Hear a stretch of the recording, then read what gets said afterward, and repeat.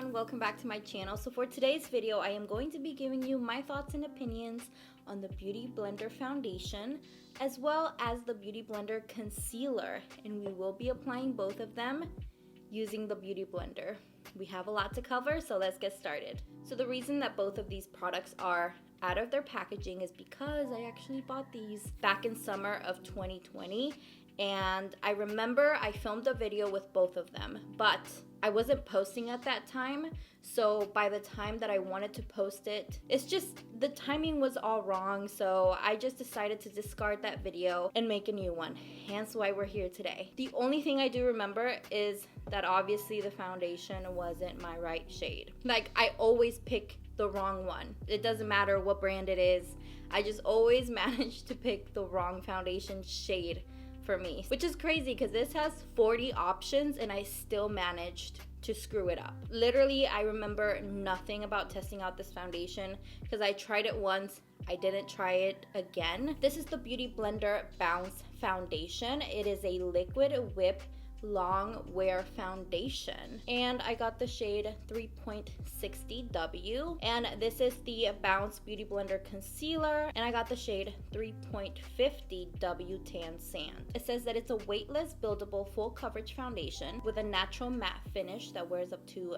24 hours, and it says that it's for all skin types, and it has hyaluronic acid in it, which visibly plumps and hydrates skin, helping create a smoother canvas. And the thing that they really highlight is the way that they make the foundation. A silky smooth formula with hyper speed hyper whip. This retails for $40, but it's on sale right now for $20. So if you've been wanting to get your hands on this foundation, maybe this is the time to do so. Now the Bounce Airbrush Liquid Whip Concealer retails for $26, and it's a weightless full coverage concealer that uses hyaluronic acid and peptides to create a smooth, undetectable finish. Supposed to hydrate and brighten the skin over time. So both of these give me the sense of like those type of face products that promise you the world you know, by just using them every day. I wonder why this foundation is on sale. Maybe it didn't sell well enough. One thing I do really like about this foundation is you're supposed to squeeze right here. Oh, I have a lock. So there's a lock. Actually,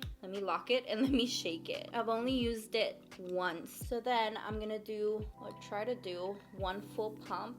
Maybe a little more. Just like that. It's a very thick formula, and I'm actually gonna take the bottom of the Beauty Blender. I really like this design. I'm taking this, and I'm scared because I remember that this isn't my exact shade. Oh, absolutely not. But like I said, I always make foundation work. I always struggle so bad.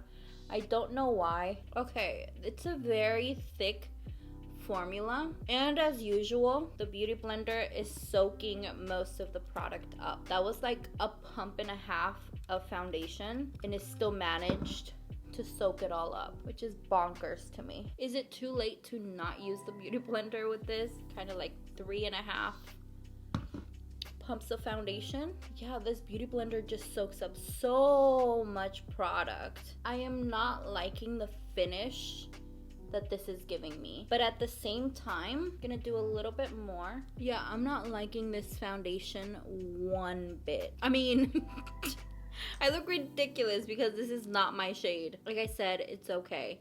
I literally look sick right now. So I'm gonna go in with the concealer. Okay, come out please. I think the concealer is gonna be my saving grace because I think, oh no, it's not. Nope. Okay, so we're gonna have to use a lot of bronzer today, which is good because I'm actually using a new bronzer. Going in right here, you guys just ignore my shade selections, okay? I don't like this foundation at all. The foundation already looks so dry.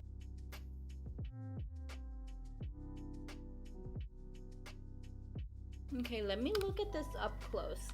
You guys, I actually have other filming to do, and I actually think I'm gonna have to wash my face. The foundation has the same consistency as the Camo CC cream, but the Camo CC cream has way more coverage, and this foundation's just making me look dry, like Sahara Desert dry. I have other filming to do and I think I'm gonna have to wash my face off, which is such a pain in the butt. Okay, so the description of this actually said that it was a buildable coverage, but I feel like if you're saying that it's a full coverage foundation, it should be close to full coverage on the first layer. Like, I shouldn't have to go back in more than 3 times to get my desired coverage. You know what I mean? Like I said, I'm gonna be giving it the benefit of the doubt. I'm not getting as much coverage as I want to, but it did say that it was a buildable coverage. My face actually looks a little dry already, so I don't know how I would feel with a second layer of foundation on my face because it already looks dry. So let's go back in. Also, it could straight up be the beauty blender. So here we go with the second layer. Yeah, so I recently discovered that the beauty blender is not the best sponge out there. If you want to watch that video, I will link it in the description box. Okay, the coverage is getting there, but I typically don't wear this much foundation, so I don't know how to feel about it yet. It's actually layering up pretty well. Just a little tiny more for my forehead. I don't see this ending well. Okay, I'm gonna go in with a little bit more concealer as well. I'm just not getting my desired coverage.